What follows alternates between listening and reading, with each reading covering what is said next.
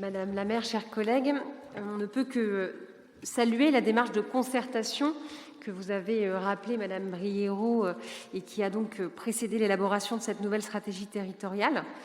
Néanmoins, comme nous l'avons rappelé, comme l'a rappelé ma collègue Sandrine Karoff en introduction, on peut véritablement s'interroger sur les modalités de cette concertation et tenter d'élargir le plus possible les publics participant à ces démarches donc de concertation citoyenne, de manière à aller chercher la parole des Rennais qui ne s'expriment pas ou trop peu.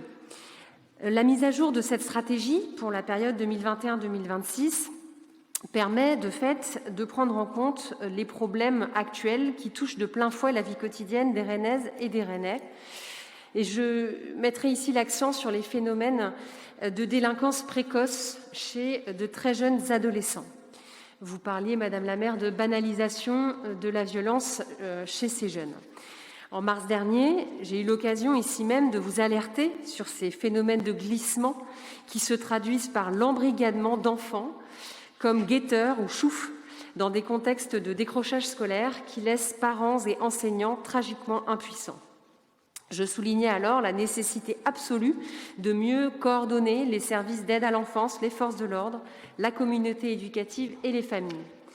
Aussi, nous nous félicitons que ce sujet soit mieux pris en compte dans cette nouvelle stratégie territoriale, avec des actions en direction de l'aide à la parentalité, même si la création de groupes de parole est loin, selon nous, d'être une réponse suffisante.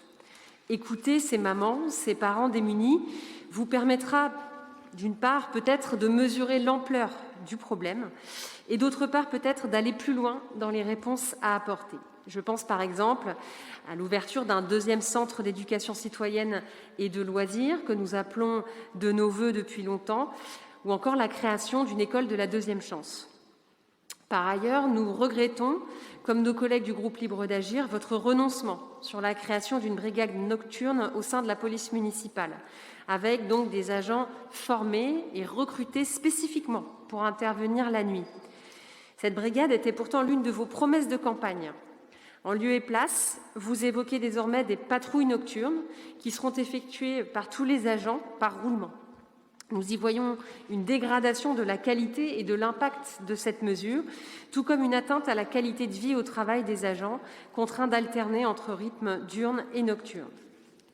Enfin, et puisqu'en cette période de rentrée, nous avons décidé d'être positifs, je profite de cette délibération pour saluer les récentes annonces qui vont dans le sens du volontarisme et d'une coopération accrue entre la ville et l'État, comme l'expérimentation du dispositif des amendes forfaitaires pour les squatteurs et les guetteurs, ou encore la signature prochaine d'un contrat de sécurité intégré, véritable pacte d'engagement mutuel entre l'État et la collectivité. Dans ce contexte favorable, je ne doute pas qu'une solution puisse être trouvée pour les agents de la police nationale à qui l'on refuse une solution de stationnement pour leur véhicule personnel pendant l'exercice de leurs fonctions. Faciliter le transport et le stationnement de ces agents, c'est améliorer, là aussi, leur qualité de vie au travail et donc leur travail qui consiste à lutter contre la délinquance et protéger la population. Madame Briérot, je me permets donc ici de relayer leurs demandes légitimes afin que des solutions puissent leur être proposées, possiblement en marge de la signature du futur CSI. Je vous remercie. Merci. Monsieur Morel.